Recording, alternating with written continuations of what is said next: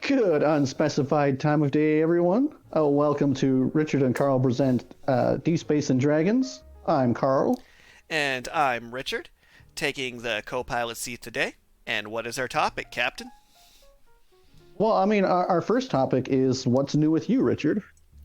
Alright, so Amazon just put out a new hardcover purchasing option. And it does like a sick, crisp printing. So, of course, on Thanksgiving, I managed to convince some family members to invest in my future, and I managed to sell a couple of those this weekend. Also, Thanksgiving happened, food, loved ones, gratefulness, all that jazz. Delicious sugar-free lemon cheesecake, beanbag tossing, but most importantly, new hardcovers of the Waltz Blade Deluxe. Always excellent to hear. And what's new with you, Captain?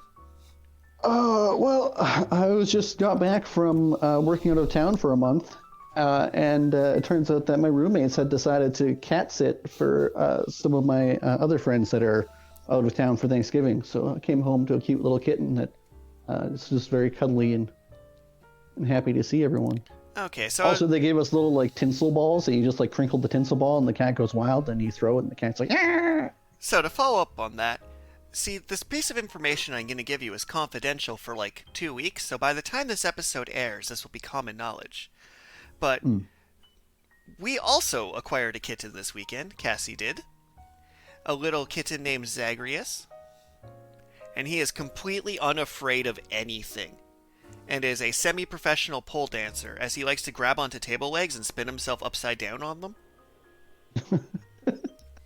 So, Cassie acquires a baby gate to keep little Zagreus in her room so there can be some airflow. And once she finally gets to this episode a month from now, she'll realize, as I mentioned, that a baby gate is effectively a parkour device for a kitten. Definitely. But Zagreus, or Zaggy is the kitten's name, and he is adorable. And that, I have thousands of tiny cuts.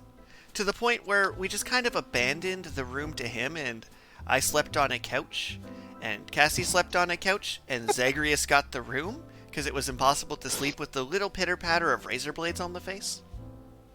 I mean, that's fair. But I think we should probably pivot into our my first question for you, which I'm going to give you a little bit of information beforehand here. But so for personal preferences on video games, the manner in which you play the games, PC, Xbox, PlayStation, Switch, or whatever you decide. Maybe you have a Steam Deck. I don't know. That'd be cool. Remember the Oja console? That was almost a thing. But so what platform you use to play your video games says something about your philosophy in video games to some extent. And for like me personally, I pretty much don't buy games if they don't have local multiplayer. And local multiplayer is just better on a bigger TV, like on a big screen where you can sit on the couch and you can sit next to your friends. And you can get a lot of local multiplayer on PC, but once your PC is hooked up to a TV, then it stops being a useful productivity tool for word processing or reading articles and stuff like that. So for me personally, I like the Nintendo Switch because it has a lot of the best local multiplayer games still that are fun and easy to pick up. And I'm just wondering, what are your thoughts on what your preference of system is? Well, might be a mild spoiler to our audience, but the world's kind of been on lockdown for the last 2 years. Mm-hmm. So, I love the idea of multiplayer games. As you're well aware, I spent a lot of my childhood with the Nintendo GameCube, having people over. They'd play games of Magic or Risk, and when they lost, they'd inevitably go over and play Smash Bros. And Mario Kart on the GameCube. My brother had his Xbox and PlayStations, but the GameCube was, my thing. I mean, of course, because our parents quickly realized they could gift us a console as a shared gift, that was much more economical. But the notion of casual sit on the couch play with your friends 4-player co-op games was my aesthetic, as it were. But with the way that life has pivoted, I've been playing more PC games over the last year simply because of the risks involved with getting 4 people together to play games. Plus, my brother at some point has decided he only likes to play bad video games now. And there's just been the idea of a couch co-op game. It just doesn't have enough chopping down virtual trees and skinning virtual bears for his taste in gaming anymore. So that's fair. I definitely feel like I'm on the wrong side of history with my preference to go for consoles, because in addition to the current climate we live in with lockdowns and all that kind of stuff going on, like the PC has gained a lot of traction because people, anything a PC can do, or anything a console can do, I mean, a PC can do, but probably better. I mean, it's the cost advantages are different, but it's like, so I've heard a lot of people saying that they're ditching consoles because consoles are moving away from local multiplayer anyways. Well, what's interesting is, so much along those lines, like as I play more and more PC games, I've recently found that I'm like burned out from sitting at my desk, because that's what I do professionally. I sit in front of a desk to earn the privilege to sit in front of a desk. I click-clack the keyboard all day long to earn the freedom to then click-clack the keyboard some more. So my Nintendo Switch has almost got a resurgence of sorts, because I can play it in a slightly different location than my desk. Where me and Cassie have recently got into Pokemon Unite, which is the simplest MOBA ever made. But that's kind of its beauty and its charm, is I can just play some matches with her without having to set up a Discord, put on a headset, boot up Steam, update the game, connect to it, pick something from my vast library, play it for 5 minutes, realize that I'm grossly overleveled, and give up. Like, my preference in games goes into 2 categories. There's the local multiplayer of, I always want to play Smash Bros, I always want to play Mario Kart, and I want to have... The ideal number is actually 6 friends, surprisingly, because that way when one friend gets tired, you tag in another friend. So that way you can, like, lose a match, decide to sit out, eat a slice of pizza, and have the constant rotation of players going. So, in an ideal situation, yeah. But my second preference is for deeply story-driven things, where the closer the game is to a customizable interactive novel, the longer I'll probably play it. With a big glaring exception being Zelda Breath of the Wild. Like, as I've mentioned to you before, in Fire Emblem Three Houses, I've done 6 playthroughs because I become more concerned about seeing if I get hyper-specific dialogue for doing horrible things. Where 2 characters, like we went to school together, we're best friends for life, so I have to recruit one and have them fight the other for special dialogue. Well, okay, so that kind of pivots into my second question. As I mentioned, your platform says a lot about your preference in video games in general as well. But how would you categorize your own level of gamer? Like for me personally, I am definitely a casual gamer.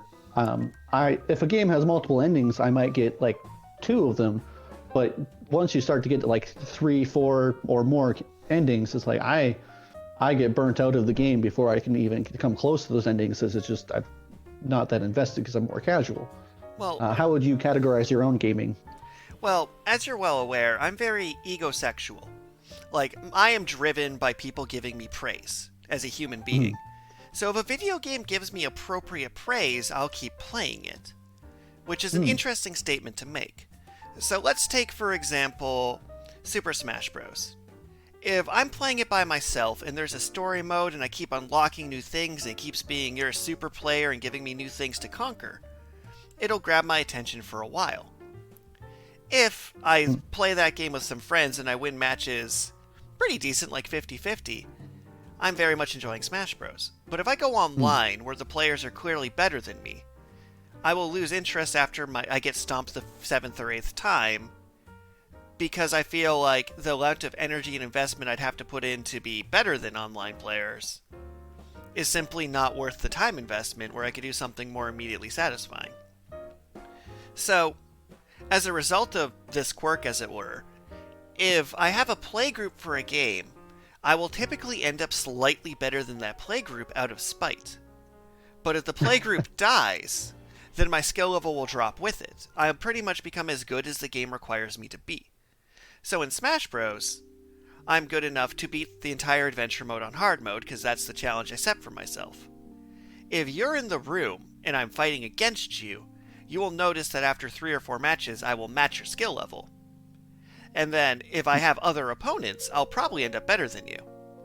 If I don't have other opponents, my skill level will drop back down because my investment will drop because I'm no longer getting the satisfaction from it. So for Fire Emblem, part of why it was able to get me to do 4 playthroughs is each playthrough I upped the difficulty, which ups the challenge, which gave me that little dopamine hit each time I beat the challenge. And the story was good enough to give me the motivation to complete the challenge. But when I started doing my 5th playthrough and I min-maxed the heck out of it, I lost interest because I'd actually made my team too strong for the hardest difficulty to feel like it was challenging anymore. So I lost interest on that game. Where if a game's too easy, I don't feel like I'm playing it, my eyes start to glaze over. That's definitely fair. But so then would you say that you're more of a casual gamer then to some degree? Like you're only in it for as long as the game is rewarding you, right? Like that's. Well, I would. Or would you say you're more a hardcore gamer that like enjoys the grind? I am a casual gamer with the gross misfortune of living with an older brother who's a hardcore gamer. So, okay. If we both play a game together, because of my own pride, I will be forced to get good enough at that game to be on the same level. But since he recently pivoted to MMOs, you can no longer use skill to make up the gap between playtime and talent in an MMO. Which is poison to me, because I can no longer use skill, or the motivation of building skill, to make up a play difference. So if I'm playing something like World of Warcraft, my eyes glaze over and I die inside because your level of skill at the game is directly proportional to your game time. And since my brother will put more time into the game, there is no amount of reasonably better than him I can be to beat him, and if I'm not trying to beat him, then there's no point in playing the game. I would rather play an interactive book. Well, okay, so a lot of the MMOs that he plays, there's lots of online players. Have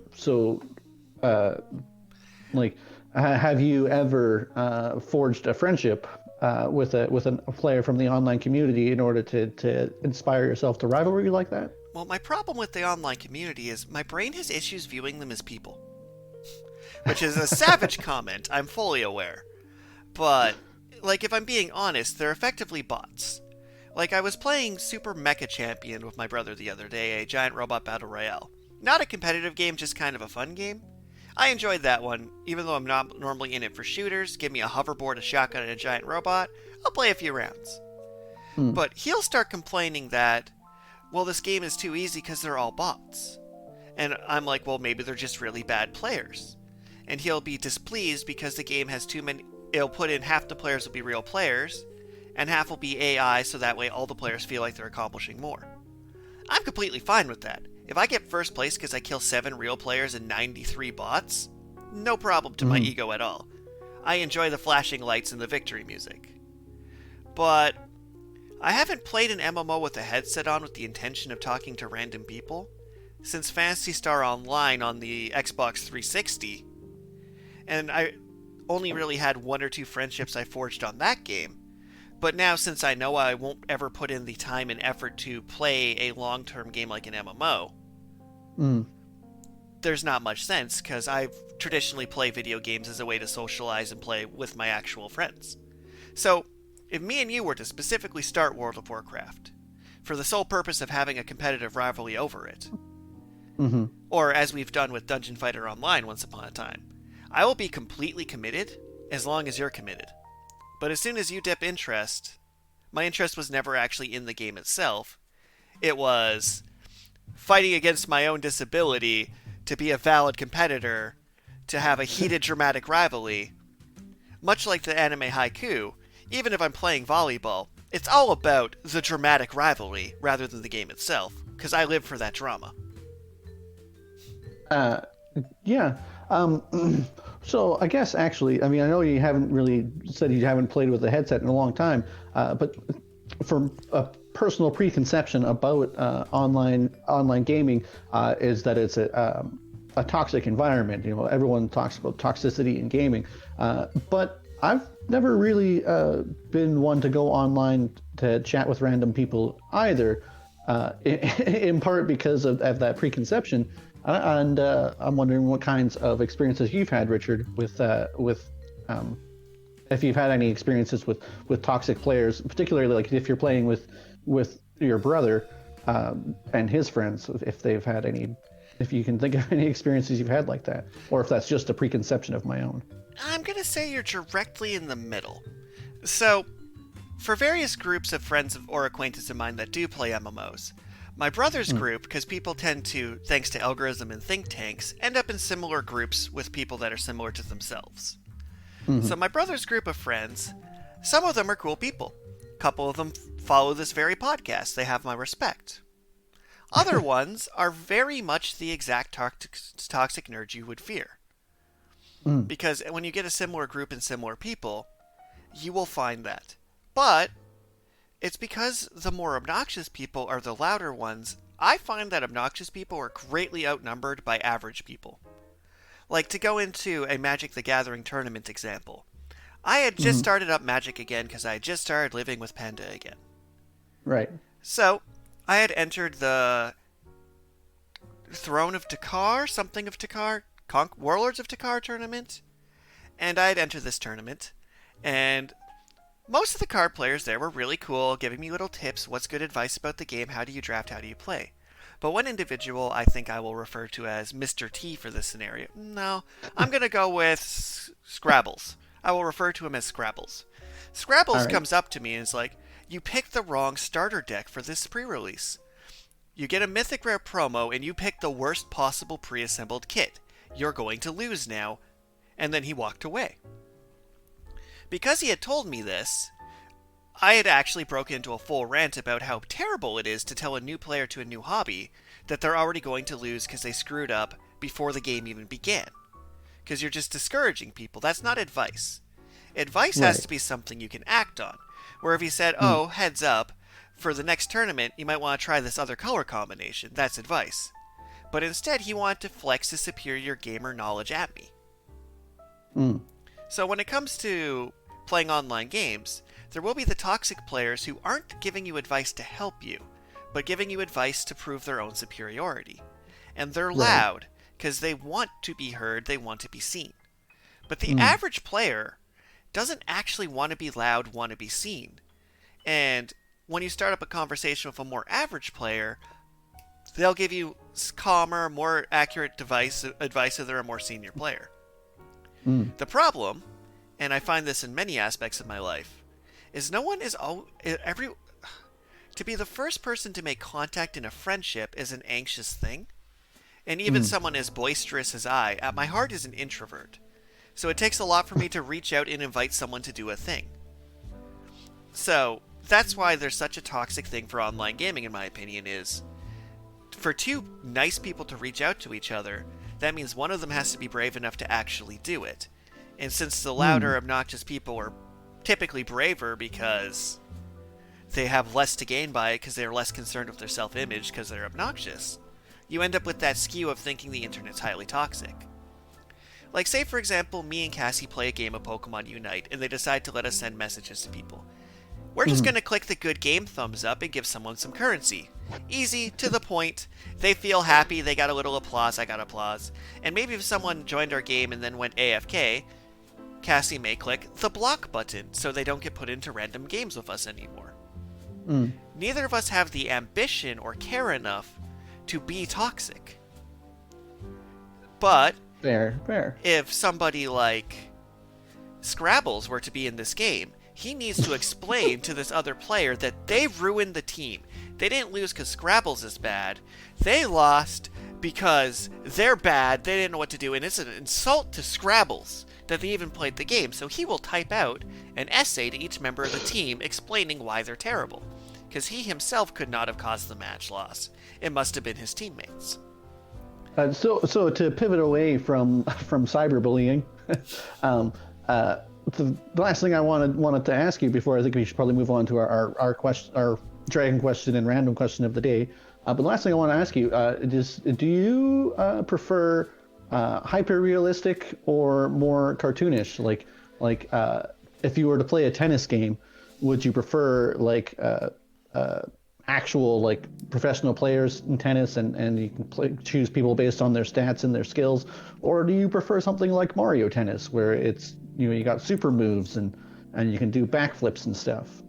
Well, this one you just unlocked a Pandora's box here on this topic, because I am a staunch believer that video games are supposed to be designed for fun first and function second.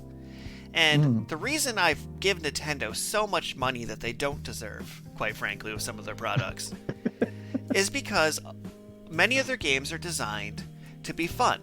Video games are supposed to be, at least from my preference and through this interview, my friend, is that they're supposed to be, for my ideal game, I can get 6 people to play a game, pick up the controls easy, laugh, enjoy, be happy. So, something like Kirby, for example. Kirby Air Ride for the GameCube is not going to look ugly if you play it several years down the line, because they went for a nice simple shell shade, easy to follow. The more hyper-realistic you make graphics, the harder it is for your eye to follow them, and the harder it is to get new players invested in the hobby. However, there are some beautiful games that, instead of going realistic, they went full art. And I'm not sure if you're familiar with Hollow Knight. I've definitely seen gameplay. I don't think I've ever played it myself. So Hollow Knight, which is on the... Occasionally I'll play one-player platformer games to focus all my rage towards them so I can be my normal Zen self. And okay. Hollow Knight is 2D vector artwork, but is beautiful, with just a nice stark color palette, ambient mood music, is a gorgeous experience. Another game I recently had witnessed Cassie go through was Spiritfarer, a game designed to make you cry, feel your feels, and rip your heart out of your chest. Its graphics are pretty simplistic, but they told a very deep, moving story.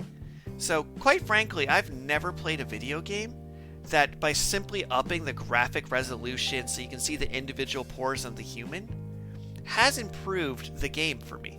I just simply don't have a proof of concept game to reference. Not to say that game graphics haven't gotten better as a whole. But my go-to example is when on the Wii U they remade Zelda The Wind Waker. I had to laugh because the development team didn't actually have to do anything to make that game pretty. They just had to click the HD button. They added bloom lighting. So they didn't have to do anything to make the game pretty. The game was already a beautiful creation of itself. So I am staunchly against hyper-realistic graphics and hyper-realistic gameplay. Give me a puffball riding a hover star blowing up a meteor.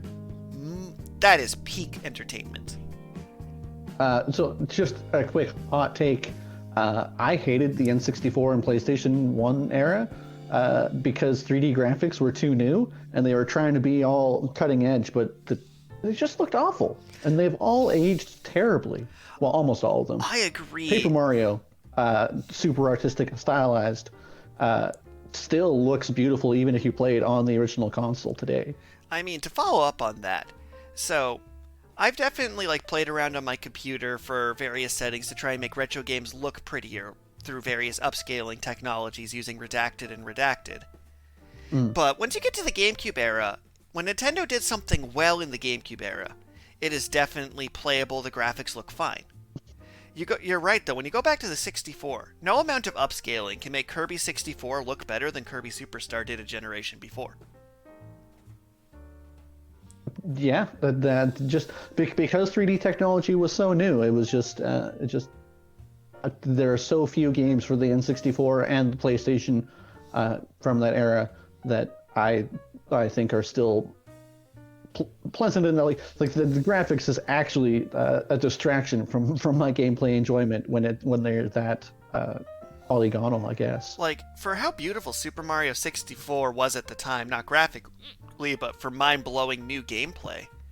I recently picked up the Super Mario 64 collection on the Switch. It was like Super Mario 64, Super Mario Galaxy, and Super Mario Super Mario Sunshine? Yep. Yeah. And they did not upscale Super Mario 64 enough. They want to preserve enough of it that it's almost a disappointment, because if they remade that game scene for scene with the Super Mario Odyssey game engine, that would probably hit 100% on Metacritic the next day, because their platforming and puzzling layout was brilliant, but they hadn't figured out how cameras work yet. Yeah. Like, we take for granted that second analog stick in today's gaming. Yeah, for sure. So, go ahead, sir. No, well, I was just gonna say, we should probably move on to our dragon question of the day. And I was going to transition to that as well. So for your chance to win a digital PDF of the Waltz... Well, not PDF. Sorry, I've been working too much in Office lately. A digital ebook of the Waltz Ablaze Deluxe. Feel free to submit your own random questions and dragon questions of the week. This week's question comes from a Cassie, who asks, for our dragon question, if Toothless the Dragon was a Pokemon, what moves would it know and what types would it be? You have the floor. Well, I mean, yeah, I mean, Toothless would definitely be a dragon type. I mean, Charizard's not a dragon type. Oh, that's a good point. But that's Charizard a fair is not a start. dragon type. That is a fair start. But no, I mean, like, he literally is just a dragon. Like, Charizard, he looks like a dragon, but he just kind of starts out as a salamander. Fair enough. But more to the point, like, Toothless, literally being a dragon, makes sense for him to be dragon type. But I kind of want to give him the dark subtype myself. yeah, dark subtype would probably suit him pretty well. But he's definitely not going to have bite or crunch, even though there's the stab. I mean, his he's probably teeth gonna can have grow out, though. Like, his teeth higher are special attack. That's fair. I mean, his teeth are deployable. He does have the option of teeth. But I see the joke you're going for of not giving him bite or crunch or dragon fang. Like, Yeah. I see where we're going with the special attacker. Like, Draco Meteor, Outrage feel pretty good. I'm feeling he has extreme speed. Oh, definitely has extreme speed. And I mean, I haven't seen the movies recently enough, but he does have like a sort of breath attack, right? That's like he would probably know fire moves because for sure. most dragons do.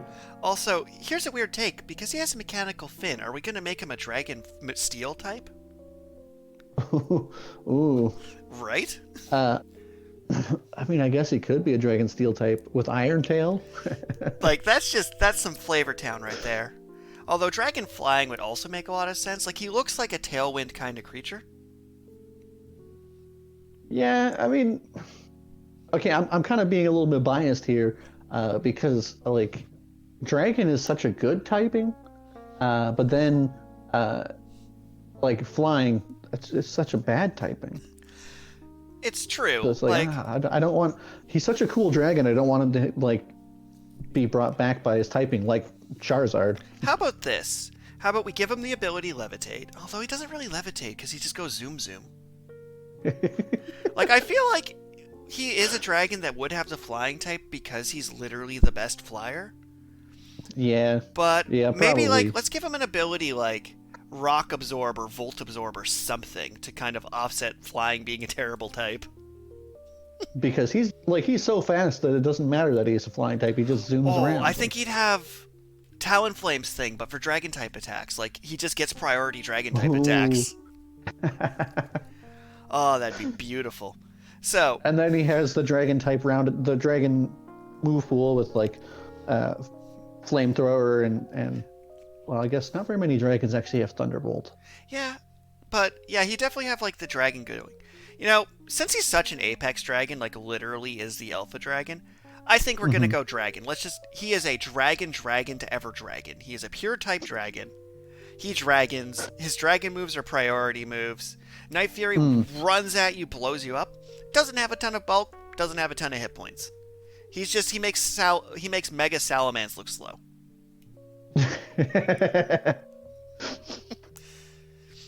And now to move on to our random question of the day, which who I'm not certain who submitted the random question. Was it Man in the Hat? It was, and his PDF is on the way. But a very mysterious question from a mysterious character. His question is, if you were to go into witness protection program, where would you go, and what would your new identity be? I'll start with you there, Richard. What's your witness protection? Well, Carl, so we know I can never go back to Saskatchewan. So if I'm actually in witness protection because people are trying to hunt me down and kill me, I'm pulling a Luke and going straight to Saskatchewan, because that's the last place I would ever go. Because Luke Skywalker, Okay. with the name Skywalker, went to his parents' farm with his aunt and uncle, and Darth Vader never found him because he just refused to ever go there. However, if this is casual witness protection, I want a beach. Like, PEI is pretty nice. I would go with PEI if I'm just like, I'm witness protection for a casual reason.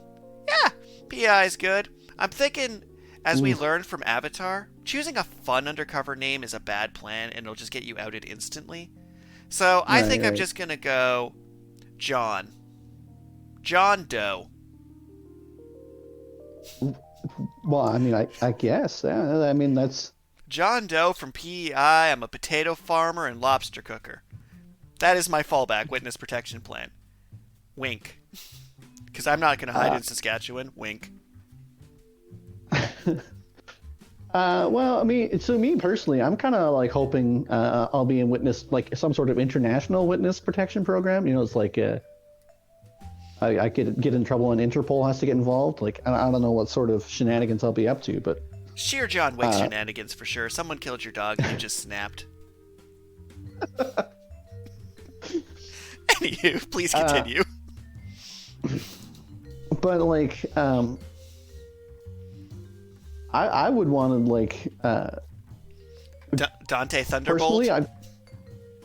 I've always kind of wanted to go like southern Russia, because Russia's so huge that the lower southern portions are like subtropical. And so it's like no one's going to think to look for me on a beach in Russia.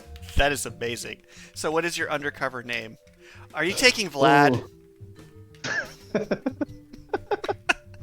Well, no.